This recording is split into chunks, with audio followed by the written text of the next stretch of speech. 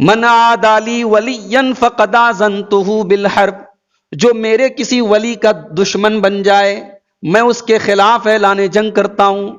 وما تقرب الی عبدی بشیء احب الی مما افترضت علیہ، اور میرا بندہ سب سے زیادہ اگر کسی چیز کے ذریعے میرے قریب آتا ہے تو وہ فرائض ہیں۔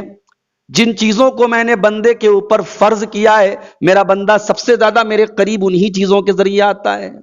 آگے اللہ تعالیٰ فرماتا ہے وما یزال عبدی یتقرب الی بالنوافل، فرائض کے ساتھ ساتھ جب میرا بندہ نوافل کا اہتمام بھی کرتا ہے، وہ رمضان کے روزے کے ساتھ ساتھ نفلی روزے بھی رکھتا ہے، وہ 5 ٹائم کی نمازوں کے ساتھ ساتھ نفلی نمازیں بھی پڑھتا ہے، وہ تہجد بھی پڑھتا ہے، وہ قیام اللیل بھی کرتا ہے، جب میرا بندہ فرائض کے ساتھ ساتھ نوافل بھی ادا کرتا ہے تو پھر میں اس سے اور زیادہ محبت کرنے لگتا ہوں۔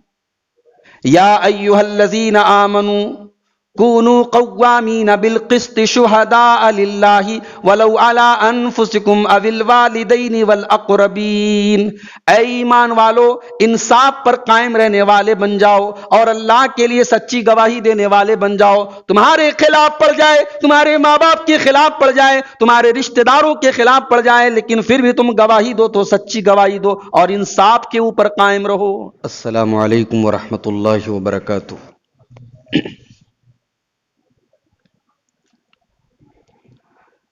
الحمد للہ نحمده ونستعینه ونستغفره ونعوذ باللہ من شرور انفسنا ومن سیئات اعمالنا، من يهده الله فلا مضل له ومن يضلل فلا هادي له، واشهد ان لا اله الا الله وحده لا شريك له، واشهد ان محمدا عبده ورسوله۔ يا ايها الذين آمنوا اتقوا الله حق تقاته ولا تموتن الا وانتم مسلمون۔ يا ايها الناس اتقوا ربكم الذي خلقكم من نفس واحدة وخلق منها زوجها وبث منهما رجالا كثيرا ونساء، واتقوا الله الذي تساءلون به والأرحام إن الله كان عليكم رقيبا۔ يا أيها الذين آمنوا اتقوا الله وقولوا قولا سديدا يصلح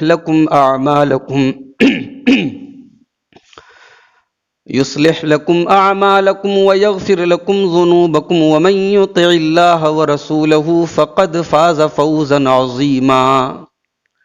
أما بعد فإن خير الحديث كتاب الله، وخير الهدي هدي محمد صلى الله عليه وسلم، وشر الأمور محدثاتها وكل محدثة بدعة وكل بدعة ضلالة وكل ضلالة في النار۔ اعوذ باللہ من الشیطان الرجیم، بسم اللہ الرحمن الرحیم۔ والذین آمنوا اشد حبا للہ۔ محترم علماء کرام، بزرگوں اور دوستوں، ماں اور بہنوں، سونے کے آداب کے موضوع پر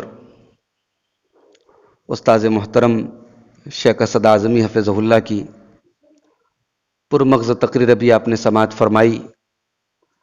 اللہ تعالیٰ ان آداب کو ہم سب کو اپنانے کی توفیق عطا فرمائے۔ دنیا میں ایک اصول اور قاعدہ ہے کہ ہم جس سے محبت کرتے ہیں اس کی پسند ناپسند کا خیال رکھتے ہیں۔ بھئی اگر ہمیں اپنی ماں سے محبت ہے تو ہم کوشش کرتے ہیں کہ ہم وہ کام کریں جو ماں کو پسند ہو،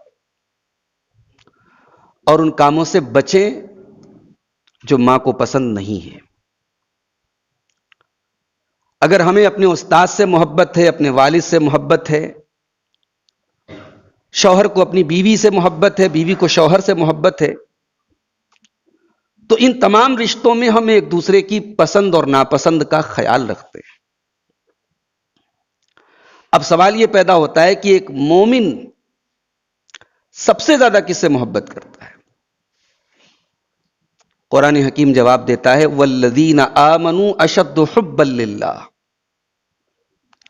مومن کو سب سے زیادہ محبت اللہ سے ہوتی ہے اور اللہ سے ہونی چاہیے۔ اس محبت سے بڑی کوئی محبت نہیں ہے۔ اس محبت پر ساری محبتوں کو قربان کیا جا سکتا ہے۔ اب اگر اللہ سے آپ کو محبت ہے تو آپ کو یہ بھی پتا کرنے کی کوشش کرنی چاہیے کہ اللہ کو کیا پسند ہے اور کیا ناپسند ہے۔ اللہ تعالیٰ نے سورہ مائدہ میں ایک بڑی عجیب بات ارشاد فرمائی، ذرا غور کیجیے گا اس آیت پر۔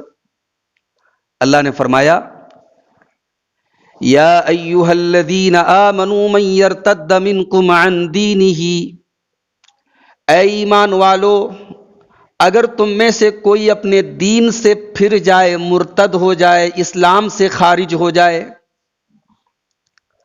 فسوف یاتی اللہ بقوم، تو ان قریب اللہ تعالیٰ ایک ایسی قوم کو لائے گا، تمہیں ختم کر دے گا اور ایسے لوگوں کو پیدا کرے گا، یحبہم ویحبونہ، جن سے اللہ تعالیٰ محبت کرے گا اور وہ اللہ تعالیٰ سے محبت کریں گے، یعنی وہ اللہ کے چاہنے والے ہوں گے اور اللہ تعالیٰ ان کو چاہنے والا ہوگا، وہ اللہ کے محبوب ہوں گے اور اللہ ان کی نظر میں محبوب ہوگا۔ تم اگر مرتد ہو گئے تو اللہ ایسے لوگوں کو پیدا کرے گا۔ یحبہم ویحبونہ، اللہ ان سے محبت کرے گا، وہ اللہ سے محبت کریں گے۔ اذلۃ علی المؤمنین اعزۃ علی الکافرین، اور وہ ایمان والوں کے لیے بڑے نرم مزاج ہوں گے، بڑے نرم ہوں گے، اور کافروں کے لیے، اللہ کے دشمنوں کے لیے بڑے سخت ہوں گے۔ یجاہدون فی سبیل اللہ، اور اللہ کی راہ میں وہ جہاد کریں گے۔ ولا یخافون لومۃ لائم، اور کسی کی پرواہ نہیں کریں گے۔ اللہ کے دین پر چلنے میں اگر ان کو گالیاں بھی سننی پڑ جائیں تو وہ گالیاں بھی سنیں گے، ان کو برا بھلا کہا جائے تو وہ لوگوں کی باتیں بھی سن لیں گے، وہ کسی ملامت کرنے والے کی ملامت کی پرواہ نہیں کریں گے۔ یہاں قابل غور بات جو ہے، اللہ نے کہا کہ اگر تم مرتد ہو گئے تو ہم ایسے لوگوں کو پیدا کریں گے کہ وہ اللہ سے محبت کریں گے اور اللہ ان سے محبت کرے گا۔ تو ایک مومن جو ہوتا ہے وہ اللہ سے محبت کرتا ہے، اور جب مومن اللہ سے محبت کرتا ہے تو پھر اللہ بھی اس سے محبت کرتا ہے۔ بھئی دنیا کی محبتوں کا کیا ہے؟ شوہر بیوی میں اتنی محبت ہے، اور قرآن کہتا ہے کہ قیامت کے دن بیوی شوہر کو دیکھ کے بھاگے گی۔ یوم یفر المرء من اخیہ وامہ وابیہ وصاحبتہ وبنیہ، ماں بچے کو دیکھ کے بھاگے گی، باپ بیٹے کو دیکھ کے بھاگے گا، اولاد اپنے ماں باپ کو دیکھ کے بھاگے گی۔ تو یہ رشتے، یہ محبت تو ایک ٹائم تک کام آتے ہیں۔ بیوی سے بڑی محبت ہے، بیوی کا انتقال ہوا، شوہر نے دوسری شادی کر لی، ضرورت پیدا ہو گئی، غلط بھی نہیں ہے۔ تو دنیا کی ہر محبت کا ایک الٹرنیٹ، ایک بدل ہے، لیکن اللہ کی محبت کا کوئی بدل نہیں ہے میرے بھائی۔ اس محبت کا بدلہ دنیا میں بھی ملے گا اور آخرت میں بھی ملے گا۔ جانتے ہو جب اللہ تعالیٰ اپنے کسی بندے سے محبت کرتا ہے تو اس کو کیا بدلہ دیتا ہے؟ آئیے وہ ایک حدیث بھی آپ کے سامنے پیش کر دوں۔ اللہ کے نبی فرماتے ہیں، بخاری اور مسلم کی روایت ہے، ان اللہ اذا احب عبدا، جب اللہ تعالیٰ اپنے کسی بندے سے محبت کرتا ہے، نادا جبریل، تو جبریل کو بلاتا ہے اور کہتا ہے جبریل میں اپنے فلاں بندے سے محبت کرتا ہوں، فَأَحِبَّهُ، تو تو بھی اس سے محبت کر۔ جبریل کون؟ جبریل فرشتوں کے سردار۔ اللہ جبریل سے کہتا ہے فلاں بندہ میرا محبوب ہے، میں محبت کرتا ہوں، تو تو بھی اس سے محبت کر۔ اس کے بعد جبریل تمام آسمان کے فرشتوں کو بلاتے ہیں اور کہتے ہیں اللہ تعالیٰ فلاں بندے سے محبت کرتا ہے، فَأَحِبُّوهُ، تو تم سب اس سے محبت کرو۔ سارے آسمان کے فرشتے اس سے محبت کرنے لگتے ہیں۔ ثُمَّ يُوزَعُ لَهُ الْقَبُولُ فِي الْأَرْضِ، پھر اللہ تعالیٰ اس بندے کو دنیا کے اندر بھی مقبولیت دیتا ہے، دنیا کے اندر نیک لوگوں کے دل میں، ایمان والوں کے دل میں اس کی محبت ڈال دیتا ہے۔ یہ ہوتی ہے اللہ کی محبت۔ تو بھائیوں، آج میں چاہتا ہوں کہ اس پر تھوڑی سی گفتگو کریں کہ بھئی جب ہم مومن ہیں اور ہماری سب سے زیادہ محبت کا حقدار اللہ ہے، تو ہم ذرا کچھ ایسے اعمال کو جانیں، کچھ ایسی چیزوں کو جانیں جو اللہ کو پسند ہے، جن کا اللہ نے ذکر کیا کہ ہاں میں اس چیز کو پسند کرتا ہوں، اور اس کو ہم اپنانے کی انشاءاللہ کوشش کریں۔ اللہ سے دعا کیجیے اللہ ہم سب کو اس کی توفیق عطا فرمائے۔ سب سے پہلی چیز جو اللہ تعالیٰ کو پسند ہے، اللہ کو راضی کرنے کے لیے وہ سب سے مین گیٹ ہے، اس کے بغیر ہم اللہ کو راضی نہیں کر سکتے۔ کیا ہے وہ ہے فرائض۔ فرض نماز ہے، فرض روزہ ہے، فرض زکوٰۃ ہے، فرض حج ہے۔ جتنے فرائض ہیں یہ اللہ تعالیٰ کی محبت کی پہلی سیڑھی ہے۔ اس کو بھئی نماز چھوڑ کے ہم اللہ کو راضی نہیں کر سکتے، روزہ چھوڑ کے اللہ کو راضی نہیں کر سکتے، زکوٰۃ کی چوری کر کے اللہ کو راضی نہیں کر سکتے، حج فرض ہے اور حج کو ٹال کے اللہ کو راضی نہیں کر سکتے۔ سب سے پہلی سیڑھی ہے فرائض۔ آئیے ایک حدیث آپ کو سناتا ہوں، صحیح بخاری کی روایت ہے۔ اللہ کے نبی فرماتے ہیں کہ اللہ تعالیٰ فرماتا ہے، ایسی حدیث کو حدیث قدسی کہا جاتا ہے۔ جب اللہ کے نبی کوئی حدیث بیان کریں اور کہیں کہ میرا رب مجھ سے روایت کرتا ہے، اللہ تعالیٰ مجھ سے روایت کرتا ہے، تو ایسی حدیث کا نام کیا پڑ جاتا ہے؟ حدیث قدسی۔ اللہ تعالیٰ کیا فرماتا ہے؟ من عادی لی ولیا فقد آذنتہ بالحرب، جو میرے کسی ولی سے دشمنی کرے گا میرا اس کے خلاف اعلان جنگ ہے۔ جو میرے کسی ولی کا دشمن بن جائے،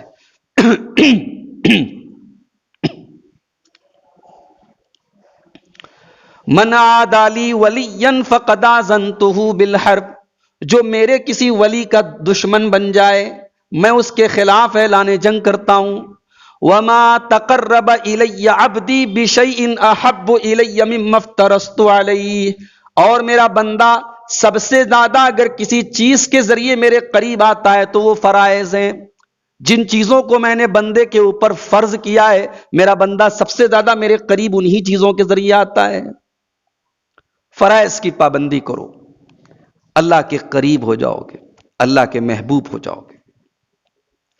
آگے اللہ تعالیٰ فرماتا ہے وما یزال عبدی یتقرب الی بالنوافل، فرائض کے ساتھ ساتھ جب میرا بندہ نوافل کا اہتمام بھی کرتا ہے، وہ رمضان کے روزے کے ساتھ ساتھ نفلی روزے بھی رکھتا ہے، وہ 5 ٹائم کی نمازوں کے ساتھ ساتھ نفلی نمازیں بھی پڑھتا ہے، وہ تہجد بھی پڑھتا ہے، وہ قیام اللیل بھی کرتا ہے، جب میرا بندہ فرائض کے ساتھ ساتھ نوافل بھی ادا کرتا ہے تو پھر میں اس سے اور زیادہ محبت کرنے لگتا ہوں۔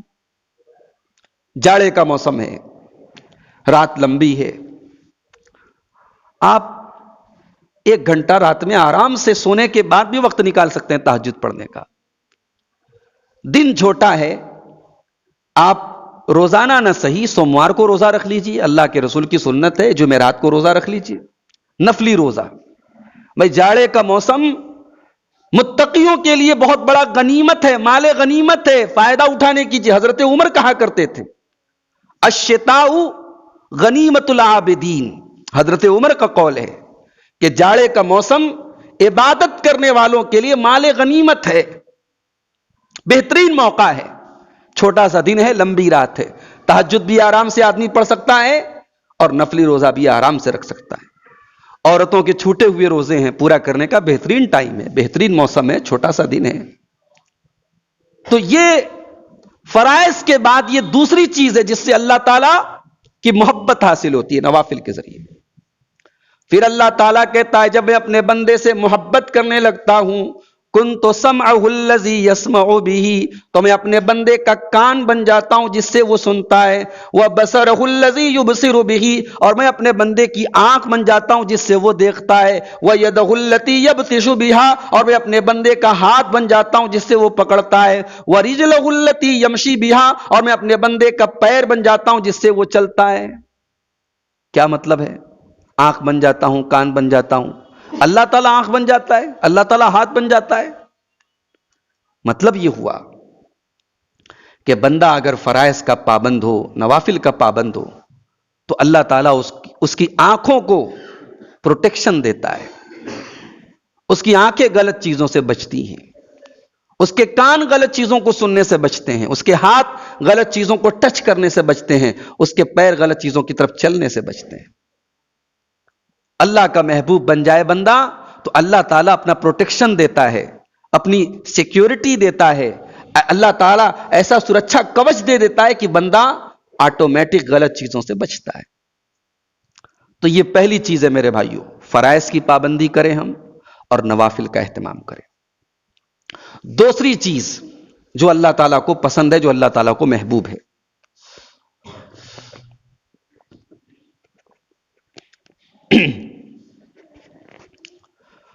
وَأَحْسِنُوا إِنَّ اللَّهَ يُحِبُّ الْمُحْسِنِينَ، میرے بندو احسان کرو، اللہ تعالیٰ احسان کرنے والوں کو سے محبت کرتا ہے، احسان کرنے والوں کو پسند کرتا ہے۔ احسان کا کیا مطلب ہوتا ہے بھئی؟ اردو میں ہم احسان کا کیا مطلب سمجھتے ہیں؟ یہی کہ ہمارے ساتھ کوئی بھلائی کرے، کوئی ہمارے ساتھ کوئی اچھا سلوک کرے، ہم کہتے ہیں اس کا ہمارے اوپر احسان ہے۔ لیکن شریعت میں احسان بڑا وسیع لفظ ہے۔ احسان کے بیسیکلی تین اہم جو معنی ہیں، تین معنی کے لیے احسان آتا ہے، اس کو نوٹ کر لیجئے آپ۔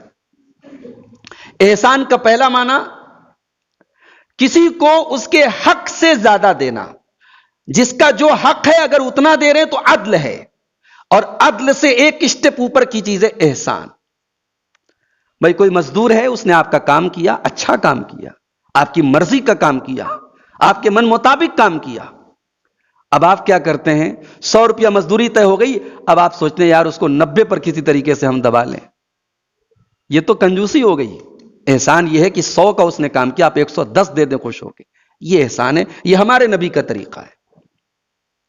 سامان، آپ دکاندار ہیں، سامان لینے والا آیا، اب آپ کوشش کر رہے ہیں کہ 1 کلو سامان لے رہا ہے تو میں 990 گرام کیسے دے دوں، 10 گرام میں کیسے بچا لوں؟ یہ بے ایمانی ہے، یہ چوری ہے۔ سامان وہ 1 کلو لینے آیا، آپ نے 10-20 گرام ایکسٹرا دے دیا، یہ احسان ہے۔ ہمارے نبی نے احسان سکھایا ہے، ہمارے نبی نے کنجوسی نہیں سکھائی، بے ایمانی نہیں سکھائی۔ ہمارے نبی کیسے لوگوں کی مدد کرتے تھے؟ حضرت جابر رضی اللہ تعالیٰ عنہ، یہ بیچارے جنگ احد میں ان کے والد کا انتقال ہو گیا، 9 بہنیں تھیں، والد دنیا سے چلے گئے، 9 بہنوں کی ذمہ داری ان کے اوپر آ گئی، اور باپ نے بہت سارا قرضہ بھی لے رکھا تھا، قرضہ بھی باپ کا ان کے ذمہ آیا، بیچارے جوان ہیں، ذمہ داریوں کے بوجھ کے نیچے دبے ہوئے ہیں۔ ایک غزوے میں اللہ کے نبی کے ساتھ جا رہے ہیں، حضرت جابر کا جو اونٹ ہے وہ ایک دم مریل ہے، دھیرے دھیرے چل رہا ہے، قافلے میں سب سے پیچھے پیچھے چل رہا ہے۔ اللہ کے نبی نے پوچھا جابر کیا بات ہے؟ کہا یا رسول اللہ اعیا بعیری، میرا اونٹ تھک گیا ہے، چل نہیں رہا ہے، میں عاجز آ گیا ہوں۔ اللہ کے نبی نے اپنی چھڑی سے اس اونٹ کو ہلکا سا دھکا دیا، اونٹ اتنا تیز بھاگنے لگا کہ حضرت جابر کہتے ہیں میں اونٹ کو روک رہا ہوں کہ نبی سے آگے نہ نکلے، وہ آگے بڑھا جا رہا ہے۔ پھر اللہ کے نبی میرے قریب آئے، کہا جابر یہ بتاؤ شادی کر لی تم نے؟ اللہ کے نبی کو سب پتا ہے، ایک ایک صحابی کی خبر رکھتے ہیں۔ کہاں یا رسول اللہ شادی کر لی۔ پوچھا بکرن ام سیبن، کنواری سے کی یا سیبہ سے کی؟ سیبہ کہتے ہیں ایسی عورت کو جو طلاق شدہ ہو، بیوہ ہو، آلریڈی جس کی شادی کہیں ہو چکی ہو۔ تو پوچھا کہ کنواری سے کی کہ سیبہ سے کی؟ کہا کہ یا رسول اللہ سیبہ سے کی، یعنی بیوہ سے کی یا مطلقہ سے کی۔ تو اللہ کے نبی نے کہا جابر تم نوجوان آدمی ہو، تم نے کنواری سے کیوں نہیں کی؟ فَهَلَّا بِكْرًا تُلَائِبُكَ وَتُلَائِبُهَا، کنواری سے کرتے، اس کے ساتھ تمہارا مزاج زیادہ میچ کرتا، تم اس کے ساتھ کھیلتے، وہ تمہارے ساتھ کھیلتی، ایک دوسرے کو انجوائے کرتے، ایک دوسرے سے مزاج میچ کرتا، تم نے سیبہ سے کیوں شادی کی، تم نے بیوہ سے کیوں کی؟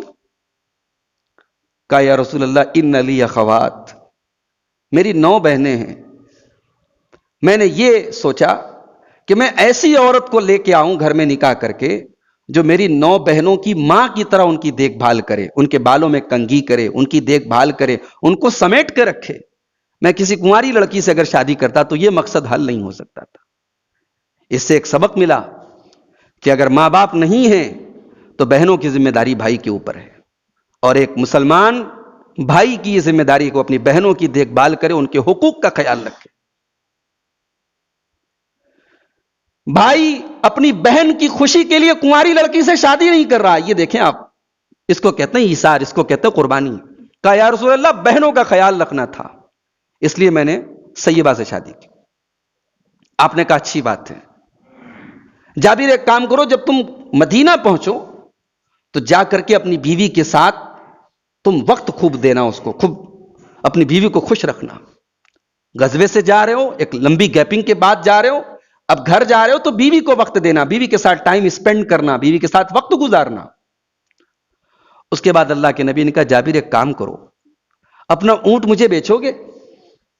کہا یا رسول اللہ بالکل، اگر آپ لینا چاہیں میں بیچ دوں گا۔ کہا کتنے کا بیچو گے؟ جابر رضی اللہ تعالیٰ نے کہا جو قیمت آپ طے کر دیں۔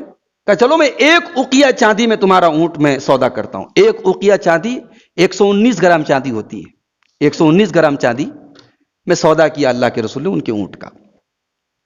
حضرت جابر کہتے ہیں جب میں مدینہ پہنچا تو اللہ کے رسول مجھ سے پہلے مدینہ پہنچے ہوئے تھے، اور اللہ کے رسول کی ایک سنت بھی ہے کہ آدمی جب سفر سے آئے تو ڈائریکٹ گھر نہ جائے، پہلے مسجد میں آئے۔ اس زمانے میں مائک وائک چوری نہیں ہوتے تھے، مسجدیں کھلی رہتی تھی۔ اب تو ماشاءاللہ مسجدیں بند رہتی ہیں 24 گھنٹے نماز کے ٹائم کے علاوہ، مسجدیں کھلی رہتی تھی۔ تو سفر سے لوگ آتے تھے تو ڈائریکٹ مسجد میں آتے تھے اور 2 رکعت نماز پڑھتے تھے، تب گھر جاتے تھے۔ تو حضرت جابر وہ نماز پڑھنے کے لیے مسجد میں آئے تو دیکھا کہ دروازے پر اللہ کے رسول کھڑے ہیں۔ آپ نے کہا جاؤ پہلے نماز پڑھ کے آؤ۔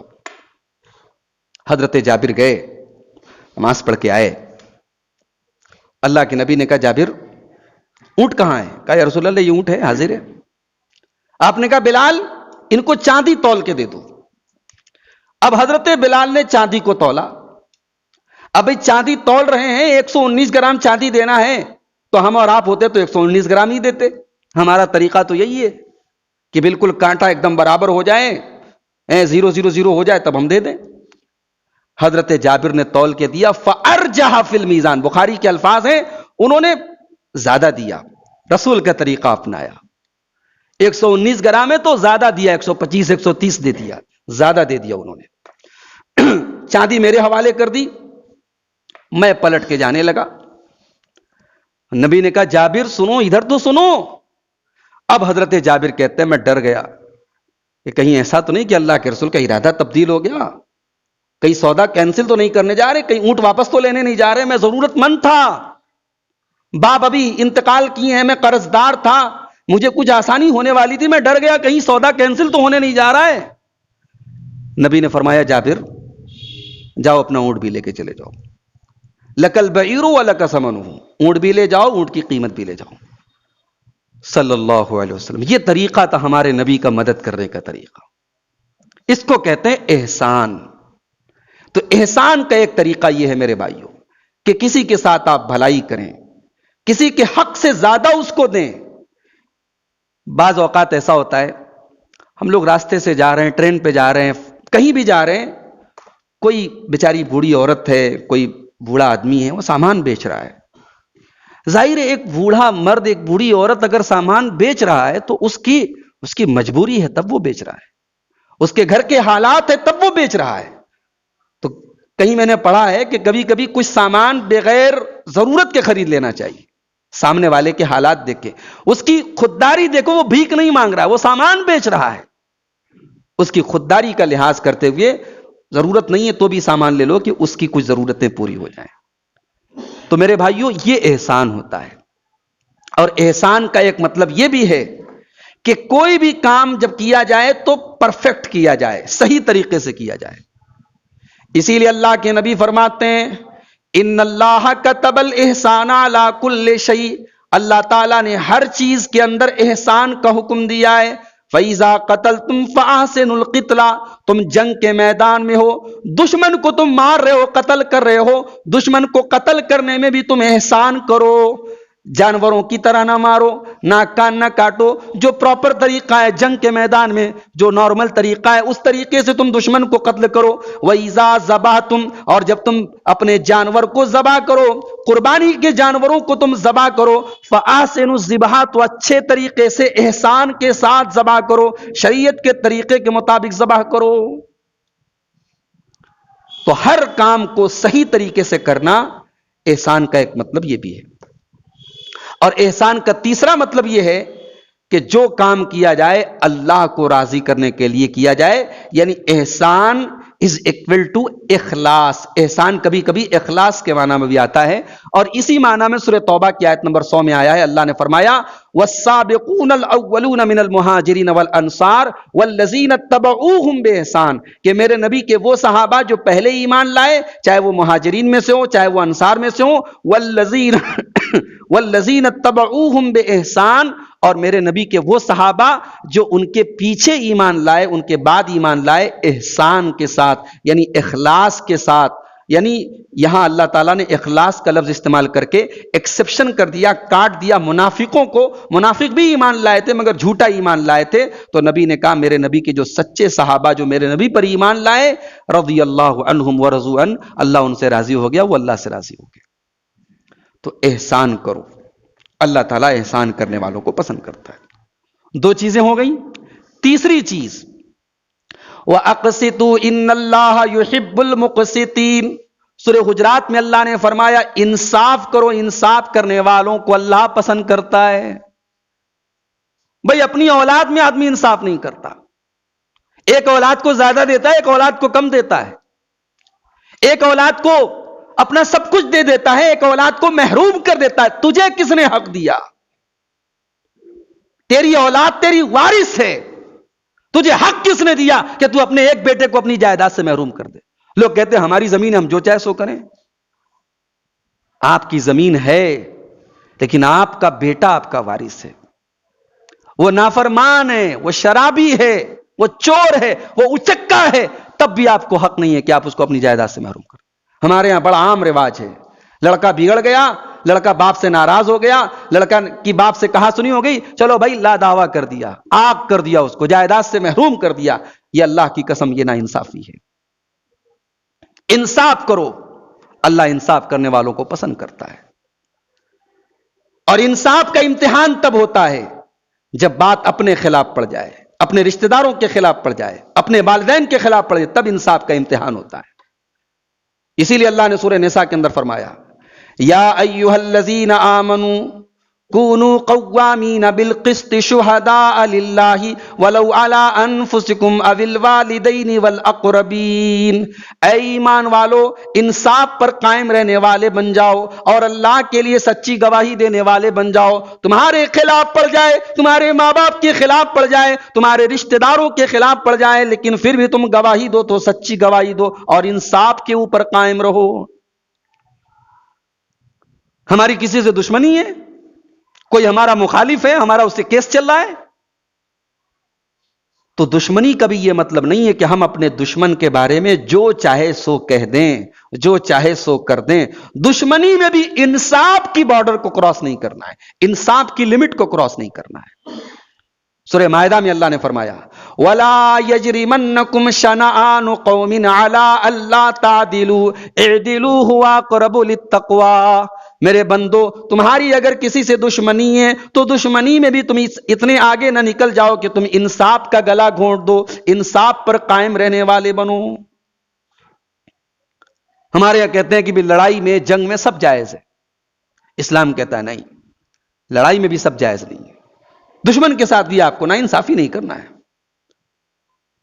غزوہ بدر کا موقع ہے، حضرت حذیفہ ابن یمان رضی اللہ تعالیٰ عنہ اللہ کے رسول کے بڑے عظیم صحابی ہیں، اتفاق سے غزوہ بدر کے پہلے وہ مدینہ کے باہر گئے ہوئے تھے، دشمنوں نے ان کو پکڑ لیا اور دشمنوں نے ان کو اس شرط پر رہا کیا کہ تم مدینہ جاؤ گے مگر ہمارے خلاف جو جنگ ہونے والی اس میں تم شریک نہیں ہوگے۔ حضرت حذیفہ تیار ہو گئے، دشمنوں نے چھوڑ دیا. حضرت حذیفہ مدینہ میں آئے, اللہ کے رسول کو پوری بات بتائی. اللہ کے نبی سچویشن جان رہے ہیں, مسلمانوں کی تعداد 313 ہے.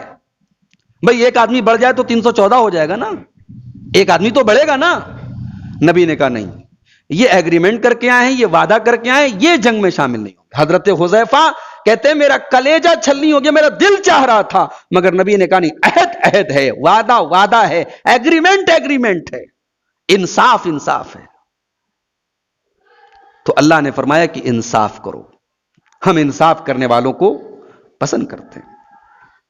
صحیح مسلم کی روایت, اللہ کے نبی نے فرمایا ان المقسطین کانت علی منابر من نور, قیامت کے دن جو انصاف کرنے والے لوگ ہوں گے وہ نور کے ممبر پر ہوں گے.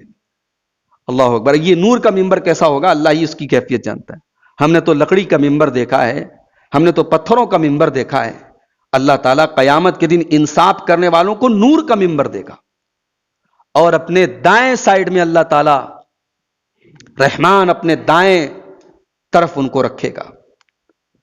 اب یہ کون انصاف والے لوگ ہیں؟ الذین یعدلون فی حکمہم واہلیہم, جو اپنے فیصلے میں انصاف کرتے ہیں, اپنے گھر والوں میں انصاف کرتے ہیں, اور جو ذمہ داری ان کو مل جائے اس میں انصاف کرتے ہیں. تو یہ تیسری چیز ہو گئی کہ انصاف کرنا ہے. چوتھی چیز تقوی. ان اللہ یحب المتقین, اللہ تعالیٰ متقیوں سے محبت کرتا ہے, تقوی والوں سے محبت کرتا ہے. تقوی کس کو کہتے ہیں؟ تقوی کا بھی 3 مطلب ہے, نوٹ کر لیجئے اس کو. تقوی کا ایک مطلب یہ ہے کہ حرام سے بچنا, اور حرام کے ساتھ ساتھ ڈاؤٹ والی چیزوں سے بچنا, جس کے بارے میں شک ہے کہ پتہ نہیں حلال ہے کہ حرام, بچو اس سے, یہ تقوی ہے. اور تقوی کا دوسرا مطلب اپنے اور اللہ کے عذاب کے درمیان بیریکیڈ لگا دینا, اپنے اور اللہ کے عذاب کے درمیان آڑ بنا لینا, رکاوٹ ڈال لینا, ایسا کام نہ کرنا جس سے اللہ کا عذاب ہمارے اوپر آئے, یہ تقوی ہے.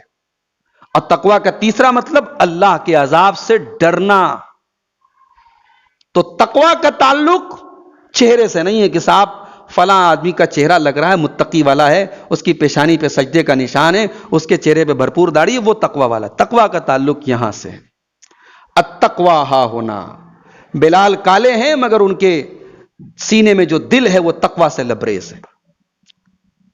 عمار ابن یاسر غریب ہیں, کمزور ہیں, غلام ہیں, مگر ان کے دل میں ایمان ہے. تو ایمان تقوی کا جو تعلق ہے وہ دل سے ہے میرے بھائیوں.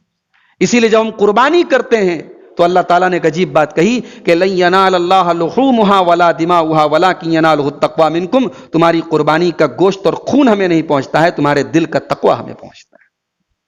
تو یہ چوتھی چیز ہے کہ تقوی اپنے اندر پیدا کر لیں, اللہ تعالیٰ تقوی والوں سے محبت کرتا ہے. پانچویں چیز,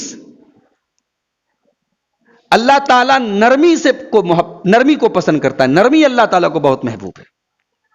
حضرت عائشہ فرماتی ہے, بخاری کی روایت ہے, یہودیوں کا گزر ہوا اللہ کے نبی کے پاس سے, یہودیوں نے السلام علیکم کہہ دیا اللہ کے نبی کو. سلام علیکم نہیں کہا, کیا کہا؟ السلام علیکم. اے نبی تم پر بربادی آ جائے, تم پر موت آ جائے, نعوذ باللہ. نبی کے لیے بد دعا کی انہوں نے. اما عائشہ کہتی ہے میں سمجھ گئی ان کی بات, میں نے کہا وعلیکم السلام واللعنہ, اے یہودیوں تم پر موت آ جائے, تم پر اللہ کی لعنت برسے. میں بہت غصے میں آ گئی, میں نے غصے میں یہ بات کہی. اللہ کے نبی نے فرمایا عائشہ مہلن, تھوڑا نرمی سے کام لو عائشہ, اتنے تیش میں آ گئی, اتنے جذبات میں آ گئی. مہلن یا عائشہ, اے عائشہ نرمی سے کام لو. ان اللہ یحب الرفق فی الامر کلہ, اللہ تعالی ہر چیز میں نرمی کو پسند کرتا ہے. اما عائشہ نے فرمایا یا رسول اللہ اولم تسمع ما قالوا, آپ نے سنا نہیں انہوں نے کیا کہا؟ نبی نے فرمایا میں نے سن بھی لیا اور میں نے جواب بھی دے دیا. جب انہوں نے کہا تھا نا السلام علیکم, تو میں نے جانتی ہو جواب کیا دیا تھا؟ میں نے کہا تھا وعلیکم, تم پر بھی ہو. اللہ اکبر. میرے نبی کا جواب بھی کتنا پیارا تھا. انہوں نے نبی کے لیے موت کی بد دعا کی, نبی نے ان کا جملہ ان پر ریپیٹ کر دیا, لیکن وہ لفظ اپنے منہ سے نہیں نکالا. بھائی انہوں نے کہا السلام علیکم, تو پورا جواب کیا ہوتا ہے؟ وعلیکم السلام، تم پر موت آئے. تو نبی نے موت کا لفظ استعمال ہی نہیں کیا، نبی نے سام کا لفظ استعمال نہیں کیا، نبی نے کہا وعلیکم، تم پر بھی آئے، جو تم میرے لیے کہہ رہے ہو تم پر بھی آئے. یہ نبی کا بڑا پاکیزہ طریقہ تھا اور پاکیزہ انداز تھا. تو نرمی اپنے اندر پیدا کرو میرے بھائی. گھر کے اندر بہت سختی والا ماحول مت پیدا کرو. بیوی کے لیے، بچوں کے لیے اتنے سخت ہوتے ہیں بعض لوگ، کہتے ہیں کہ میں گھر میں آتا ہوں تو میرے بچے مجھ سے ڈر جاتے ہیں، میری بیوی کی مجال نہیں ہے کہ میں رات میں آدھی رات میں چلا جاؤں اور اس سے پانی مانگ لوں تو میرے سامنے پانی لا کے کھڑی رہے گی. بھائی بیوی ہے کہ غلام ہے تمہاری؟ بعض گھروں میں یہ رواج ہے کہ بہویں بعد میں کھانا کھائیں گی، کھانا بچے گا تو کھا لیں گی، باسی کھانا کھا لیں گی. بھائی صاحب یہ سب واہیات طریقے ہیں، ان کو ختم کرو. وہ بھی انسان ہے اور جتنا حق آپ کو ہے اتنا حق ان کو حاصل ہے. یہ اگر یہ آپ کے خاندان کی پرمپرا بھی ہے تو دفن کر دو ایسی پرمپرا کو، مٹی میں ڈال دو ایسی پرمپرا کو کہ بہویں بعد میں کھانا کھائیں گی، بہوؤں کی مجال نہیں، ہمارے گھر میں پہلے کھانا کھا لے. کیا بات ہے بھائی؟ یہ کون سی بات ہے؟ جس کو بھوک لگی پہلے اس نے کھانا کھا لیا. ہاں اگر گھر کا یہ دستور ہے کہ سب لوگ مل کر کے کھانا کھاتے ہیں، اچھی بات ہے، سب لوگ مل کے کھانا کھائیں. یہ کون سا طریقہ ہے کہ بہویں بعد میں کھائیں گی، بچا کھچا کھائیں گی تاکہ کھانا گھٹے تو بہوؤں کو گھٹے، کسی اور کو نہ گھٹے؟ یہ سب ظلم ہے میرے بھائیوں، جسے ہمیں اپنے گھروں سے نکالنے کی ضرورت ہے. اللہ کے نبی فرماتے ہیں، مسند احمد کی روایت ہے، ان اللہ اذا اراد باہل بیت خیرا، جب اللہ تعالیٰ کسی فیملی کے اوپر اپنا رحم و کرم نازل کرنا چاہتا ہے، ادخل علیہم الرفق، تو اس فیملی کے اندر، اس پریوار کے اندر نرمی کو داخل کر دیتا ہے. اولاد کے اندر نرمی ہو، والدین کے اندر نرمی ہو، ساس کے اندر نرمی ہو، بہو کے اندر نرمی ہو. اب سب لوگ ایک دم آسمان سر پہ اٹھائے رہیں گے تو بھائی وہ تو گھر میں جنگ ہی لگی رہے گی نا. کسی نہ کسی کو تو تھوڑا سا نرم ہونا پڑے گا نا. تو اگر گھر کے اندر نرمی کا ماحول پیدا ہو جائے تو یہ اللہ کی بہت بڑی توفیق ہے. تو میرے خیال سے 5 چیزیں ہو گئی. نمبر 6، چھٹی چیز یہ ہے کہ آپ نرمی پیدا کریں لین دین میں. ایک نرمی تو ہو گئی مزاج کی، ایک نرمی ہوتی ہے جس کا تعلق لین دین سے ہوتا ہے. بعض لوگ اگر کسی سے خریداری کریں یا سامان بیچیں یا تقاضا کریں تو ایک دم داروغہ کی طرح کھڑے ہو جاتے ہیں. اگر 1 مہینے کا آپ نے ان سے ٹائم لے کر کے سامان خرید لیا تو 1 مہینہ جس دن پورا ہوا اس کے اگلے دن وہ اتنی مرتبہ آپ کو نظر آئیں گے کہ آپ مجبور ہو جائیں گے بھائی پہلے اس کا پیسہ دو. یہ طریقہ صحیح نہیں ہے. اللہ کے نبی فرماتے ہیں، صحیح بخاری کی روایت ہے، رحم اللہ سمحا اذا باع وسمحا اذا اشترى وسمحا اذا قضى وسمحا اذا اقتضى. اللہ تعالیٰ رحم کرے اس بندے کے اوپر جب سامان خریدنے جائے تو نرمی کے ساتھ معاملہ کرے، سامان بیچنے جائے نرمی کے ساتھ معاملہ کرے، کسی چیز کا فیصلہ کرے نرمی کے ساتھ فیصلہ کرے، اور جب تقاضا کرے تو نرمی کے ساتھ تقاضا کرے. تو ایک یہ چیز بھی اللہ تعالیٰ اس کو پسند کرتا ہے، اس کو محبوب رکھتا ہے. اسی طریقے سے چھپ کر کے جو عبادت کی جائے، جو لوگوں کو بتا کر کے اعلان کر کے نہ کیا جائے، چھپ کر کے صدقہ کیا جائے، چھپ کر کے اللہ کی بارگاہ میں آنسو بہائے جائے، ایسی نیکی کو بھی اللہ تعالیٰ پسند کرتا ہے. ان اللہ یحب العبد التقی الغنی النقی، صحیح مسلم کی روایت ہے، اللہ تعالیٰ ایسے بندے سے محبت کرتا ہے جو تقی ہو، جو غنی ہو، جو خفی ہو، جو نقی ہو. تقی ہو، غنی ہو، خفی ہو، نقی ہو. تقی کا مطلب متقی ہو، اور غنی کا مطلب خوددار ہو، بے نیاز ہو، اور خفی کا مطلب چھپ کر کے نیکیاں کرتا ہو، اور نقی کا مطلب پاک صاف ہو. تو اللہ تعالیٰ ایسے بندے سے محبت کرتا ہے. قیامت کے دن اللہ تعالیٰ اپنے عرش کا سایہ ایسے بندے کو دے گا. کس بندے کو؟ وَرَجُلٌ تَصَدَّقَ بِصَدَقَةٍ فَأَخْفَاهَا حَتَّى لَا تَعْلَمَ شِمَالُهُ مَا تُنْفِقُ يَمِينُهُ. اس نے اتنا خفیہ طریقے سے صدقہ کیا کہ بائیں ہاتھ کو بھی پتا نہیں کہ دائیں ہاتھ نے کیا خرچ کیا. اتنا خفیہ طریقے سے صدقہ کیا. حالانکہ صدقہ اگر ایسا ماحول ہو کہ صدقہ لوگ نہیں دے رہے ہیں، زکوٰۃ نہیں دے رہے ہیں، تو کھل کر کے بھی زکوٰۃ دے سکتے ہیں، کھل کر کے بھی صدقہ دے سکتے ہیں اگر دل میں ریاکاری کی نیت نہ ہو. لیکن کچھ نیکیاں ایسی ضرور کر کے جاؤ جو صرف آپ کو پتا ہو اور اللہ کو پتا ہو. اور ایسی نیکیاں کل قیامت کے دن کام آئیں گی جو بندے اور اللہ کے درمیان ہو، جو بندے کو معلوم ہے اللہ کو معلوم ہے.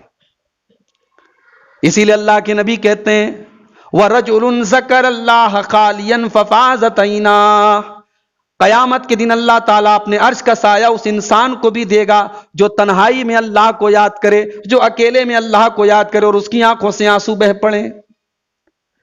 بھائی جلوت میں سب کے سامنے آنسو بہا رہے ہو، سب کے سامنے کانپ رہے ہو، رو رہے ہو، یہ کون سی بڑی بات ہے؟ اصل خوف تو یہ ہے، اللہ کا ڈر تو یہ ہے، رات کا ٹائم ہے، بند کمرہ ہے اور آپ اللہ کی بارگاہ میں رو رہے ہیں اور آپ کا رب آپ کی اس آنسوؤں کو دیکھ رہا ہے اور آپ کی سسکیوں کو سن رہا ہے۔ تو میرے بھائیوں، یہ ہوتی ہے نیکی، اور ایسی نیکی کو اللہ تعالیٰ پسند کرتا ہے۔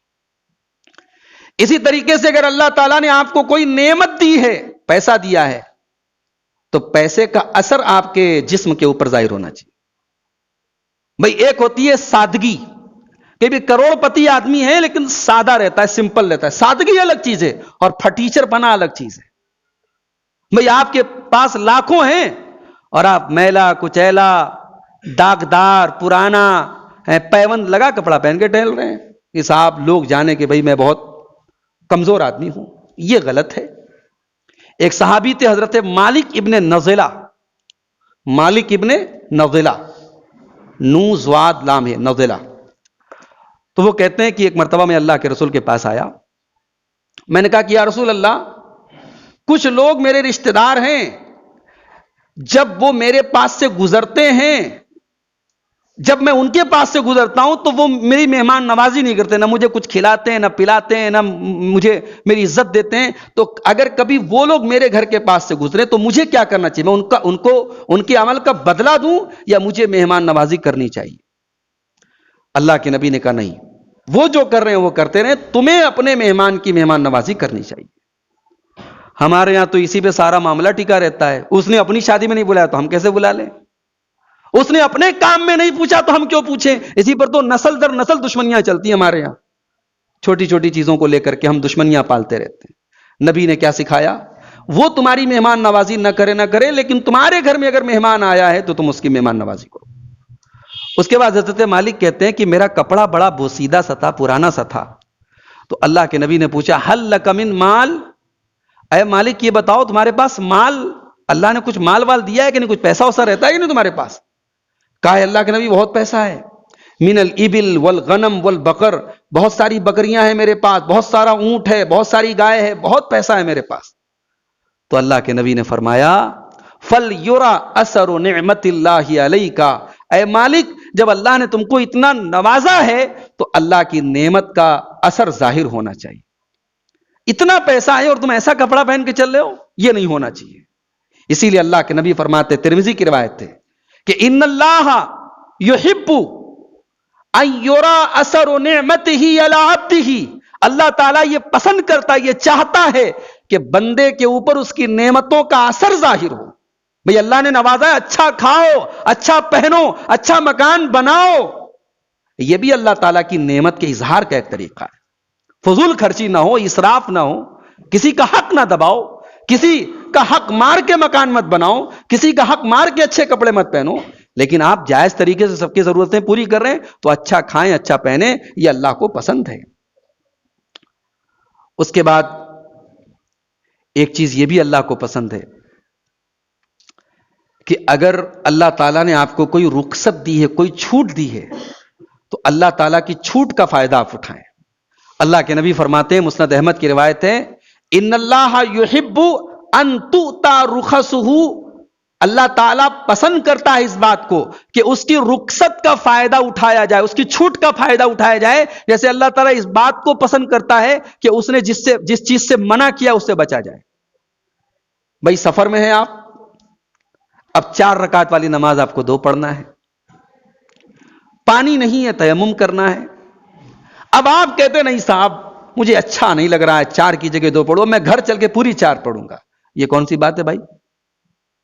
اللہ کے رسول صرف فجر کی سنت پڑھتے تھے، آپ دنا دن پوری ظہر کی سنتیں پڑھ رہے ہیں، مغرب کی پڑھ رہے ہیں، غلط ہے یہ۔ اللہ تعالیٰ چھوٹ دے رہا ہے، آپ چھوٹ کا فائدہ نہیں اٹھا رہے۔ جاڑے کا موسم ہے، آپ کی طبیعت خراب ہے، وضو کرنے پر بیمار ہونے کا پورا اندیشہ ہے، ڈاکٹر نے منع بھی کیا ہے کہ پانی کے قریب مت جائیے، آپ کہتے ہیں نہیں صاحب میں نے زندگی میں کبھی ایسا نہیں ہوا کہ تیمم کیا، میں تیمم کر کے نماز نہیں پڑھوں گا، یہ تقوی نہیں ہے، معاف کیجئے، یہ لقوہ ہے. یہ تقوی نہیں ہے، یہ تقوی کا مذاق ہے. جہاں اللہ تعالیٰ چھوٹ دے وہاں چھوٹ پر عمل کرنا، یہی تقوی ہے. اللہ کے نبی کی حدیث ہے، اللہ تعالیٰ چاہتا ہے کہ اس کی رخصتوں سے فائدہ اٹھایا جائے. اب ایک آخری چیز بیان کر کے بات ختم کروں گا. ان اللہ یحب التوابین ویحب المتطہرین. اللہ تعالیٰ توبہ کرنے والوں کو اور پاک صاف رہنے والوں کو پسند کرتا ہے. اور توبہ کرنے والوں نہیں کہا، توابین کہا. تواب یہ تائب کا مبالغہ کا صیغہ ہے. تائب مانے توبہ کرنے والا، تواب مانے بہت زیادہ توبہ کرنے والا. تو توبہ کرنے والے مت بنو بھائی، تواب بنو. ہمارے باپ آدم کی طرح توبہ کرنا سیکھو. غلطی ہو گئی، کپڑے اتر گئے بدن سے، جنت سے زمین پر آ گئے، تو زبان پر اللہ نے جو دعا کے الفاظ جاری کیے ہیں، اللہ اکبر، کیسی توبہ ہے. میں تو کہتا ہوں جب توبہ کرنا ہو تو آدم کی دعا پڑھ لیا کرو. ربنا ظلمنا انفسنا وان لم تغفر لنا وترحمنا لنکونن من الخاسرین. پروردگارا، ہم نے اپنی جانوں کے اوپر ظلم کیا ہے. اور کون ایسا ہے جس نے اپنی جان پر ظلم نہیں کیا ہے؟ کوئی ہے ایسا جس کا دامن بے داغ ہو گناہوں سے؟ اگر کوئی ہے ایسا تو فرشتوں میں جا کر کے اپنا نام لکھوا لے. بھئی ہم تو وہ ہیں کہ ہر نماز میں ہم یہ دعا پڑھتے ہیں، اللہم انی ظلمت نفسی ظلما، اے اللہ میں نے اپنی جان کے اوپر ظلم کیا ہے، ولا یغفر الذنوب الا انت، اور میرے گناہوں کو نہیں معاف کر سکتا ہے مگر تو، فاغفر لی مغفرۃ من عندک وارحمنی انک انت الغفور الرحیم. پروردگار تو رحم فرما، تو معاف فرما. یہ تو ہم ہر نماز میں اتحیات کے بعد درود شریف کے بعد پڑھتے ہیں نا. بھئی ہر نمازی پڑھ رہا ہے، تہجد پڑھنے والا پڑھ رہا ہے. تو اگر کوئی اس خمار میں ہے کہ مجھے توبہ کی ضرورت نہیں، مجھے اللہ سے معافی مانگنے کی ضرورت نہیں، بھائی ہر منٹ پہ ہم گناہ کر رہے ہیں، ہر گھنٹے ہم سے کوئی نہ کوئی اللہ کی نافرمانی ہو رہی ہے. اس لیے توبہ اور استغفار کو اپنی زندگی کا معمول بناؤ. جب دعا کے لیے ہاتھ اٹھاؤ تو اللہ سے توبہ کیا کرو. اسی لیے اللہ کے نبی فرماتے ہیں، والذی نفسی بیدہ، اس اللہ کی قسم جس کے ہاتھ میں میری جان ہے، لو لم تذنبونا، اگر تم گناہ نہ کرتے، اگر تم گناہگار نہ ہوتے، لذہب اللہ بکم، تو اللہ تعالیٰ تم کو ختم کر دیتا، ولجاء بقوم، اور دوسری قوم کو لاتا، دوسرے لوگوں کو لاتا، ثم یذنبونا، پھر ان سے گناہ سرزد ہوتے، فیستغفرون اللہ، اور وہ اللہ سے معافی مانگتے، فیغفر اللہ لہم، اور اللہ تعالیٰ ان کو معاف کرتا.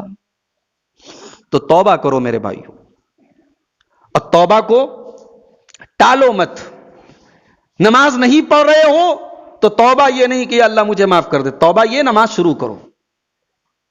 غلط کام کر رہے ہو تو توبہ یہ نہیں کہ یا اللہ توبہ، یا اللہ توبہ یہ ہے کہ غلط کام چھوڑ دو. جو غلط کام سے آپ توبہ کر رہے ہیں، جس غلط کام سے، اس غلط کام کو فوراً چھوڑ دو. یہی توبہ ہے، یہی سچی توبہ ہے. اسی لیے اللہ تعالیٰ سورہ نساء کی آیت نمبر 17 اور 18 میں فرماتا ہے، انما التوبۃ علی اللہ للذین یعملون السوء بجہالہ ثم یتوبون من قریب فاولئک یتوب اللہ علیہم وکان اللہ علیما حکیما.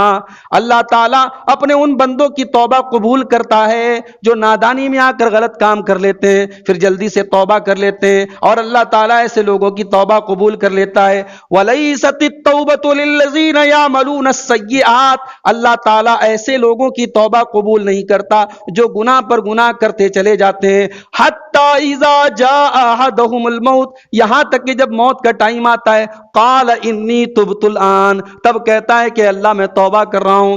موت کا ٹائم آنے کے بعد جو توبہ کرے اس کی توبہ اللہ تعالیٰ کیا قبول نہیں ہوگی؟ توبہ زندگی میں کرو میرے بھائی. بڑا اچھا ایک جملہ آج میں نے پڑھا فیس بک کے اوپر. سعودی عرب کے بہت بڑے سلفی عالم شیخ صالح العثیمی، اس دور کے علماء میں ایک بڑا نام ہے شیخ صالح العثیمی. ایک تو شیخ ابن عثیمین تھے، وہ الگ تھے، یہ شیخ صالح العثیمی ہیں. تو ان کا ایک ٹویٹر پر ٹویٹ کیا تھا انہوں نے، جو فیس بک پر شیئر ہوا. انہوں نے ایک بات لکھی کہ آدمی یہ ٹینشن نہ لے کہ کب مروں گا اور کہاں مروں گا. بھئی یہ ہم کو پتہ بھی لگ جائے کہ کب مروں گا اور یہ پتہ لگ جائے کہاں مروں گا، یہ کوئی فائدے کی چیز نہیں ہے. آدمی یہ ٹینشن نہ لے کہ کب مرے گا اور کہاں مرے گا، آدمی ٹینشن اس بات کے لے کہ کس حال میں مرے گا. اس لیے کہ اللہ کے نبی نے فرمایا کل عبد یبعث علی ما مات علیہ، ہر بندہ جس حال میں مرے گا اسی حال میں قیامت کے دن اٹھے گا۔ اللہ کے نبی حج کر رہے ہیں، ایک حاجی سواری سے گرا، فوراً انتقال کر گیا، نبی نے کہا اس کو کفنانے کی ضرورت نہیں ہے، اس کا احرام کا کپڑا اس کا کفن بنا دو، یہ اسی حال میں قیامت کے دن لبیک اللہم لبیک کہتا ہوا اٹھے گا۔ تو میرے بھائی، ہم اور آپ سوچ لیں کہ ہم کیا کرتے ہوئے کل اٹھیں گے قیامت کے دن۔ بھئی موت تو کبھی بھی آ سکتی ہے نا، تو ہر آدمی اس بات کی چنتا کرے کہ وہ کیا کر رہا ہے، اور اگر اس حال میں موت آ گئی، شراب پیتے ہوئے موت آ گئی، زنا کرتے ہوئے موت آ گئی، حرام چیزیں دیکھتے ہوئے موت آ گئی، اللہ کو ناراض کرتے ہوئے موت آ گئی، تو اسی حال میں کل قیامت کے دن ہم اٹھیں گے۔ کل عبد یبعث علی ما مات علیہ، اللہ کے نبی فرماتے ہیں کہ ہر بندہ اسی حال میں اٹھے گا جس حال میں اس کا انتقال ہوا ہوگا۔ تو توبہ میں دیر نہیں کرنی چاہیے۔ شیطان کا ایک بہت بڑا بہکاوا ہے کہ چلو بھائی توبہ کر لیں گے، توبہ کا ٹائم آئے گا، وہ ٹائم کبھی نہیں آیا ہے، وہ ٹائم کبھی نہیں آیا ہے، وہ ٹائم آنے کے پہلے موت کا فرشتہ آ جاتا ہے۔ اللہ سے دعا ہے رب العالمین یہ جو اعمال بیان ہوئے، جو اللہ تعالیٰ کو محبوب اعمال ہیں، جو اللہ کو پسند اعمال ہیں، اللہ تعالیٰ ان اعمال کو ہم سب کو اپنانے کی توفیق عطا فرمائے۔ رب العالمین ہمیں زندگی میں موت کے وقت کے پہلے ہم سب کو اپنے گناہوں سے توبہ کرنے کی توفیق عطا فرمائے۔ اللہ ہم سب کے اعمال کی اصلاح فرمائے، ہمارے احوال کی اصلاح فرمائے۔ اللہ ہمارے کاروبار میں، ہماری روزی روٹی میں برکت عطا فرمائے۔ اللہ تعالی ہمیں ہر بیماری سے، ہر وبا سے محفوظ رکھے۔ اللہ تعالی ہمیں دنیا میں جب تک زندہ رکھے اسلام پر زندہ رکھے، اور خاتمہ ہم سب کا ایمان پر ہو۔ آمین۔ وآخر دعوانا الحمدللہ رب العالمین۔ والسلام علیکم ورحمۃ اللہ وبرکاتہ۔